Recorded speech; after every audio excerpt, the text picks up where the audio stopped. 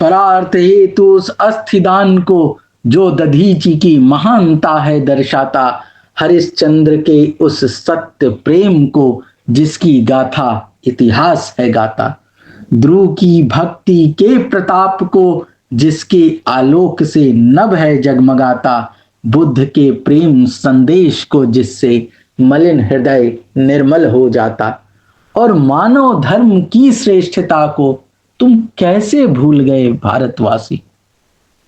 नमस्कार।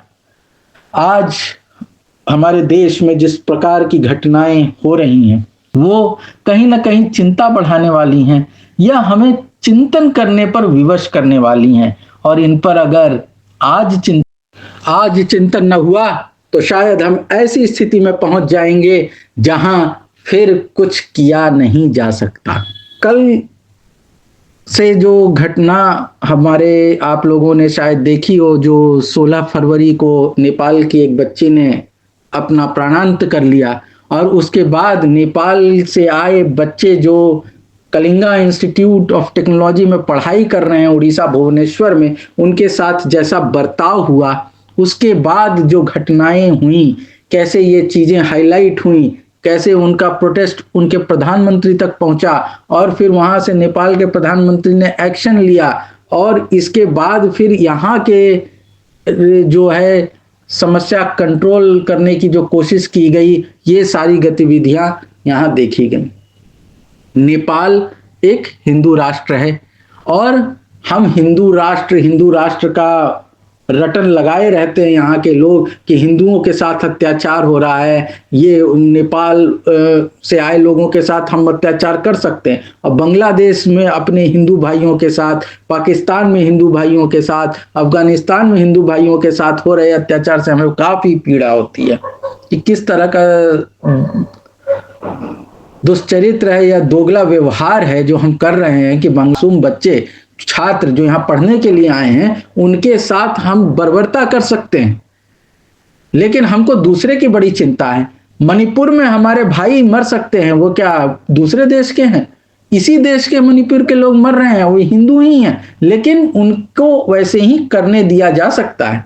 और जब हम विदेश जाएंगे और किसी गंभीर मुद्दे पर सवाल पूछा जाएगा जिसका कोई इस चीज से लेना देना नहीं है, तो वहां उत्तर आएगा कि भारत एक लोकतांत्रिक देश है और हम वसुधैव कुटुंबकम को मानने वाले हैं।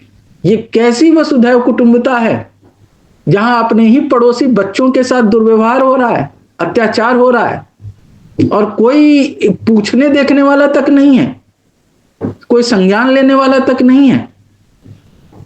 क्या हमारे देश की सरकार की यह जिम्मेदारी नहीं बनती कि अगर इस तरह की कोई अप्रिय घटना होती है तो वो उठ खड़ी हो और कम से कम राष्ट्र के सम्मान में कम से कम कुछ पंक्तियां तो ऐसी कहे, कुछ निर्देश तो ऐसे जारी करे जिससे लगे कि हाँ ये एक गलत घटना हुई है और इस ऐसा देश नहीं है हमारा। जिस नेपाल में बुद्ध का जन्म होता है और जिस बुद्ध का नाम लेकर हमारे देश की पहचान होती है, वहां से आए बच्चों के साथ ऐसा व्यवहार करेंगे हम?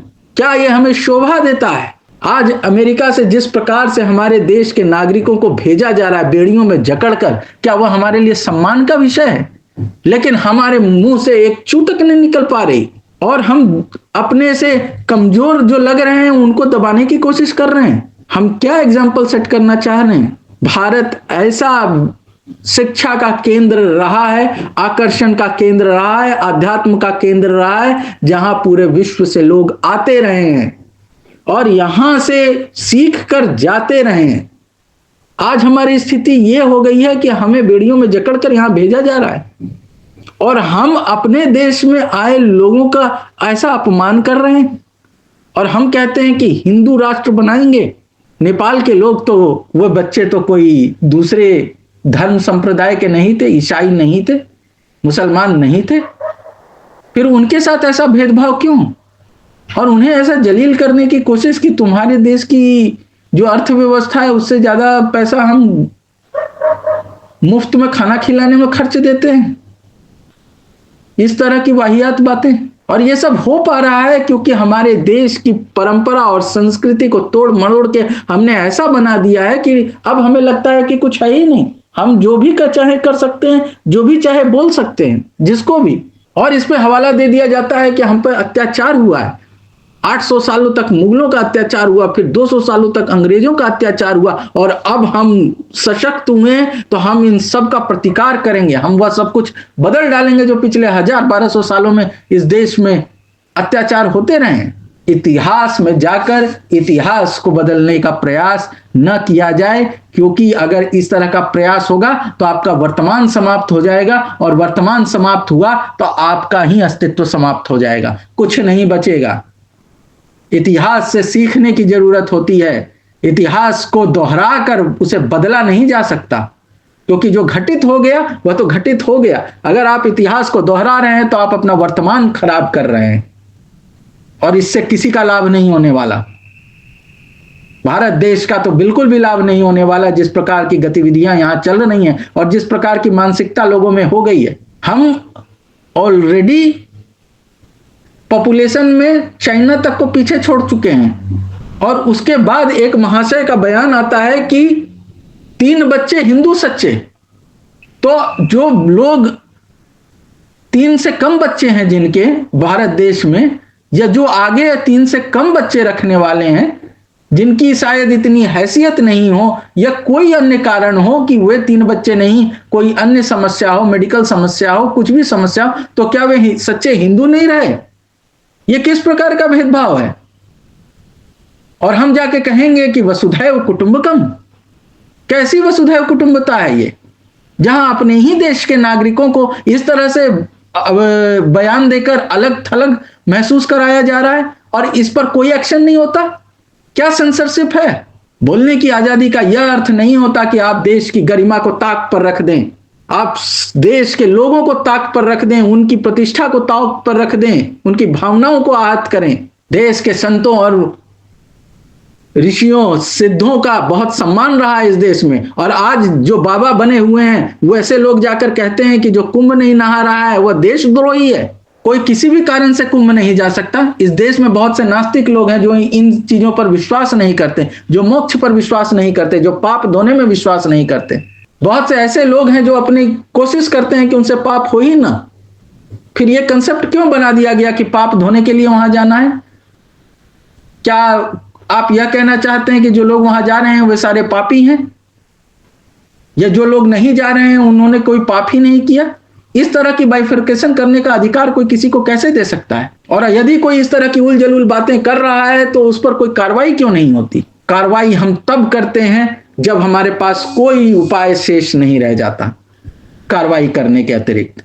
अन्यथा चीजों की लेपापोती और दबा देना तो अब सेंट्रल गवर्नमेंट से लेकर हर नीचे स्तर तक चल रहा है। जान की कोई कीमत नहीं है, लोग मर जा रहे हैं और उन्हें एक संख्या भर भी नहीं मिल रही, और जाने वाले लोगों को यह नहीं समझ में आता कि भीड़ है नाम उनका, भीड़, और भीड़ की कोई पहचान नहीं होती। बात आज देश में यूनिफॉर्म सिविल कोड लाने की हो रही है, सामान्य आचार संहिता, तो वो सब पर समान रूप से लागू होनी चाहिए। लेकिन एक वीआईपी है और एक पैरों तले रौंदे जाने वाला व्यक्ति है जिसे कीड़ा मकोड़ा भी नहीं समझा जाएगा।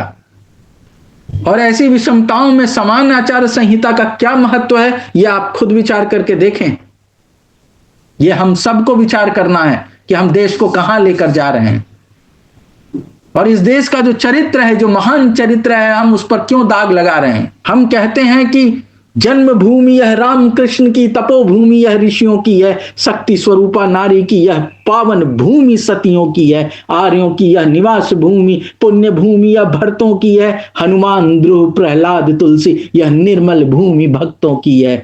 धरती के शांति दूत भारत और प्रेम की इसकी रीति को तुम कैसे भूल गए भारतवासी। अयम निजः परोवेत्ति गणना लघुचेत सामुदार चरिता नान तुम वसुधैव कुटुंबकम। यह पूरी पंक्ति है जो उपनिषद से ली गई है, यह श्लोक, कि यह मेरा है यह पराया है, यह नीची सोच के लोगों का काम है।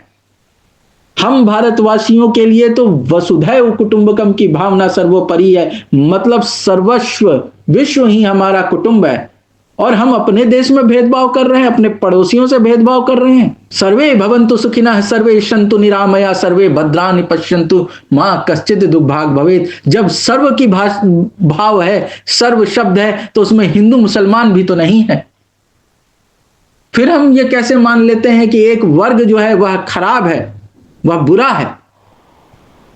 भारत देश का अधिकांश मुसलमान भारत देश का कन्वर्टेड दलित वर्ग है।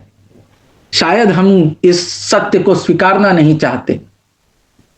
जब वे भारत के दलित वर्ग थे तब उन्हें अधिकार नहीं था, उनके कमर में झाड़ू बांध दिया गया, उनके गले में मटका लटका दिया गया, उन्हें सार्वजनिक स्थान से पानी पीने तक का अधिकार नहीं था। और यदि था तो बाबा साहब अंबेडकर को क्यों आंदोलन करना पड़ा पीने के पानी के लिए? और ऐसी परिस्थिति में अगर उन्हें लगा कि कोई और धर्म है जहां उन्हें अच्छी व्यवस्था मिलेगी, जहां उन्हें अधिक अधिकार मिलेंगे, वे वहां चले गए, तो क्या वे गलत थे?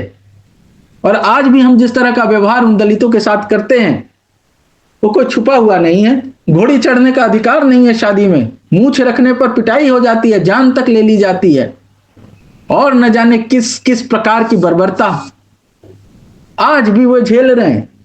और इसके बाद भी हम कहेंगे कि हम सब हिंदू हैं। हिंदू शब्द का मूल अर्थ तक लोग नहीं जानते। हिंदू शब्द हमारा शब्द ही नहीं है, फिर इसे हमने अपना धर्म कैसे बना लिया? और हम गर्व से कह सकते हैं हिंदू हैं। मूल शंकर त्रिवेदी, आप शायद नाम न जानते हो, लेकिन आप एक नाम अवश्य जानते होंगे, दयानंद सरस्वती। इनका असली नाम मूल शंकर त्रिवेदी था और इन्होंने 1875 में एक पुस्तक लिखी, सत्यार्थ प्रकाश।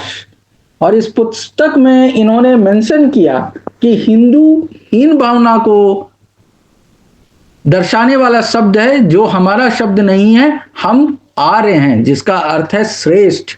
और इन्होंने आर्य समाज की स्थापना की, इन्होंने किसी हिंदू समाज की स्थापना नहीं की थी। और इन्होंने अपने आप को हिंदू मानने से मना कर दिया था।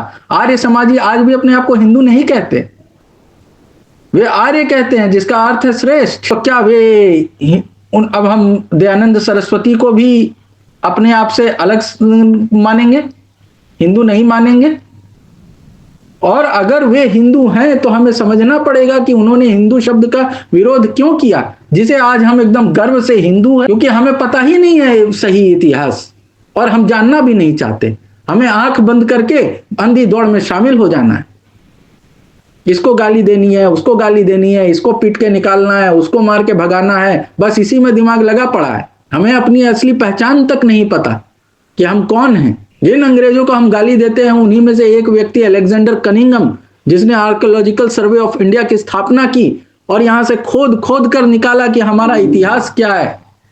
नहीं तो हमें तो यह तक नहीं पता था कि हमारे यहाँ अशोक जैसे सम्राट हुए हैं। अपने असली इतिहास को जाने बिना हम अंधी दौड़ में, उन्माद में पड़े हुए हैं। और ये उन्माद हमारे सर पर इतना चढ़ कर गया है कि हमें लगता है कि हमसे महान तो कोई है ही नहीं, और हम जिसे चाहे, जैसे चाहे, चाहे अपने देश में हो, चाहे हमारे पड़ोसी देश में हो, चाहे विदेश में हो, हम जैसे चाहे बोल सकते हैं, जैसे चाहे ट्रीट कर सकते। सोचिए, विचार कीजिए, यही समय है। क्योंकि यह समय अगर निकल गया तो फिर आप समझ सकते हैं कि मुख्य समय निकल गया, फिर पीछे लौटने का मार्ग नहीं रहेगा। और हमारी जो पहचान थी वो समाप्ति की ओर है, और एक नई पहचान जो हम कभी स्वीकार नहीं कर सकते और जो हमें देखकर लगेगा कि ये कैसी पहचान हमने अपनी बना ली। हम उस स्थिति की ओर अग्रसर हैं जहां हमारे पड़ोसी देशों में से किसी देश के साथ हमारे संबंध आज अच्छे नहीं हैं।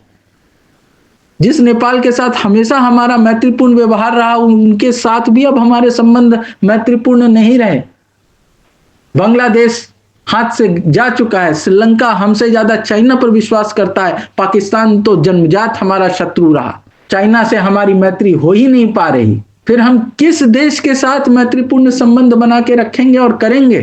क्या पहचान बनाना चाहते हैं हम, विश्व गुरु की या विश्व शत्रु की? गुरु तो ऐसा नहीं होता, गुरु तो भेदभाव नहीं करता। और खासकर जब छोटे छोटे बच्चे इंजीनियरिंग की पढ़ाई, अन्य पढ़ाई करने पड़ोसी देश से, नेपाल जैसे देश से भारत आ रहे हैं, तब हम ऐसा व्यवहार कर रहे हैं। बुद्ध की भूमि से आए लोगों के साथ बुद्ध की भूमि के लोग ऐसा व्यवहार कर रहे हैं। वह बुद्ध जिन्होंने अहिंसा, प्रेम और ज्ञान को सबसे ज्यादा महत्व दिया।